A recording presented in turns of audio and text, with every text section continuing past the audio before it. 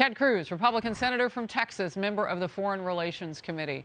Senator Cruz, thank you for being in focus today. I want to start with what Benjamin Hall was just reporting about the perspective of the people on the ground in Ukraine, maybe seeing President Biden take more of a victory lap, something accomplished that hasn't been yet. What's your reaction to that?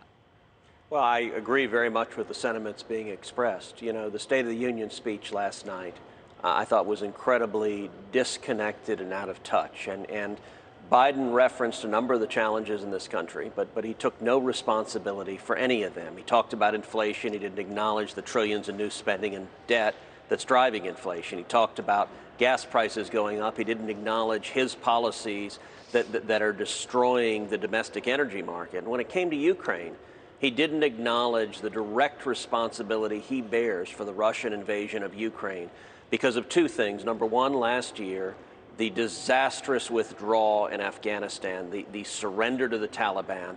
Every enemy of America took the measure of the man in the Oval Office, and they determined, unfortunately, that the president was weak and feckless and ineffective. And that's a big part of the reason Russia invaded Ukraine. But secondly, Joe Biden specifically made a series of concessions to Putin and Russia, most notably waiving sanctions on Nord Stream 2, the pipeline that Putin was building to go around Ukraine to enable the invasion of Ukraine. I authored those sanctions in the Senate, passed them into law. Donald Trump signed them into law, and it stopped Nord Stream 2 until Joe Biden came into office, surrendered to Putin, gave him the pipeline, and caused the invasion. Biden admits no responsibility for anything. And, you know, the sentiments that were just expressed a second ago, I very much agree. Joe Biden and Kamala Harris and this administration are resigned to Putin winning. There's no resolve to win. There's no focus on how do we stop Putin from taking over and conquering Ukraine. And the way we do so is twofold. Number one, we use economic power, massive economic sanctions. Biden has exempted, as you noted, energy. He's exempted oil and gas. Right. Oil and gas is where Putin gets all of his revenue. We need to be boycotting Russian energy and leading the world in a boycott of Russian energy to cut off the cash to Putin. And number two, we need to be doing much more to provide military aid to Ukraine. Not American soldiers. American soldiers should not be fighting the Russians, but we ought to be providing Stingers and Javelins because the Ukrainians are heroically defending their own homeland. Yeah, I mean, we've been talking with people here in this hour on the ground there, that they're out of guns and those things. I want to just visit a couple of things that you said, because it is just soul-jarring if any of that part has evidence that this administration would be accepting a victory already by Putin. Yeah. It is, that is unfathomable. We don't have the right to write history for them. But certainly with as many Americans and people around the world who are professing their love and solidified with Ukraine and its fight for freedom, it is way too early in history to try to do that. I mean, we don't know what we're capable of until we lean in. And here's my question for you, Senator. Putin did this no matter what anyone would have done. How do we know? Because very shortly after Afghanistan, troops were massing. Just in October, we left late August, early September. So just weeks later, he was already putting now up to 200,000 troops on the ground along borders with Ukraine. So he was going to do this. How do we stop him from his next move if we don't show that we might use might? And I am not advocating in any way. No one wants nuclear war, but he's already said he's willing to go there. So let me take that in two pieces. It's important that we remember what America's interest is in Ukraine. You know, sometimes there are Republicans who talk about Ukraine and they talk about the need to defend democracy, to defend global norms. Frankly, I think that's all gobbledygook. The objective of U.S. foreign policy, the job of the military, is to defend American national security. And the reason we have an acute interest in what Putin is doing is because Putin has told us his objective, which is to reassemble the old Soviet Union. When we were in the Cold War with two superpowers, America and the Soviet Union, it was profoundly dangerous for America.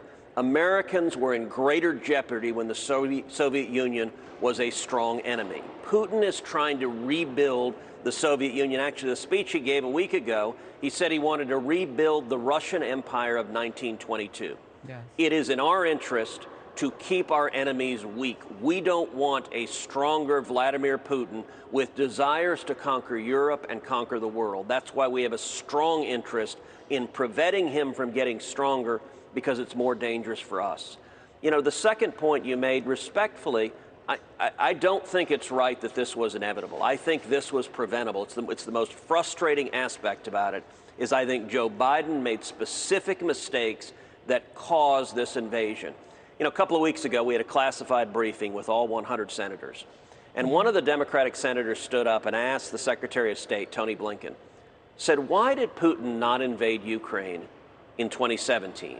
Or in 2018 or 2019 or 2020. And I got to admit, Harris, I and several other senators began laughing, because the answer is obvious, which is that Putin only respects strength. And he believed President Trump was strong. He didn't want to risk the consequences. And critically, Trump had signed into law the sanctions that I authored shutting down Nord Stream 2, which means if Putin invaded Ukraine, he risked jeopardizing the pipelines that go through Ukraine, and without those pipelines, Putin can't get his gas to Europe. It's why Nord Stream 2 was so important, and when Biden came in, he just surrendered Nord Stream 2 to Putin. He waived the sanctions formally, and he did so because this president, this administration believes when you're facing an enemy, you should show weakness. You should show appeasement. They think that's how you stop aggression. That's what they did with the Taliban. That's what they did with Russia. That's what they're doing with China. That's what they're doing with Iran, trying to give Iran hundreds of billions of dollars, which will only allow the Ayatollah to get a nuclear weapon. And appeasement doesn't work. It's more dangerous. Your description of why Ukraine is important to Americans, to why we are being told to sacrifice with the gas prices now pushed higher than they were already with the inflationary disaster that we were having before the end of 2021. That explanation was missing from the president's address, quite frankly, last night.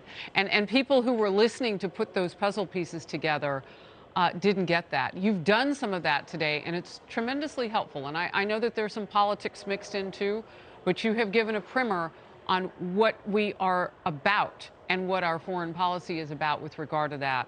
Great. I hope people are paying attention. Senator Cruz, thank you very much for your time.